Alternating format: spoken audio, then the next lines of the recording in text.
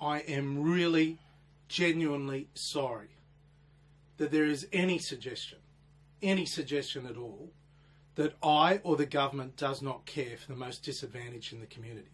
I'm sorry about that interpretation. I'm sorry about the words. Days after that grovelling apology, the Treasurer has told a Geelong radio station that his gaffe about poor drivers was misreported. It's really important that you don't allow people to try and misrepresent your values, and that's what annoyed me most about last week, and I feel responsible for it. Were the words twisted at all? The comment of poor people don't drive cars? I think anyone that actually looks at what I actually said, as opposed to what people were reporting that I said, might form that view. But look, any words I use now will be again misinterpreted. Were Joe Hockey's words misinterpreted? You be the judge.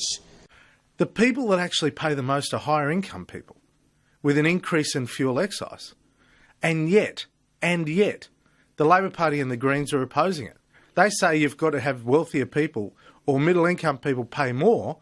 Well, and change to the fuel excise does exactly that. The poorest people either don't have cars or actually don't drive very far in many cases, but we are actually, they're opposing what is meant to be, according to the Treasury, a progressive tax. Misreported or not, the Treasurer's colleagues, including the Prime Minister, last week refused to back his comments.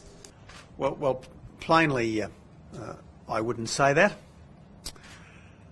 But I do want to make it clear that the best thing we can do for all Australians, rich and poor alike, is get the budget back under control. I'm not going to cop criticism of Joe about support for low-income workers, because Joe's efforts since he was Treasurer have all been about reducing the cost of living pressures that Labor has been piling on low-income families. I understand that you're not going to cop the criticism, but are you going to support what he said? I always support Joe Hockey. Joe Hockey's doing an inspirational job as Treasurer. Do you support what he said? I think he's doing an inspirational job. Joe Hockey's colleagues aren't likely to be inspired by this latest interview, with the Treasurer's comments breathing new life into a story they thought had died down with his apology.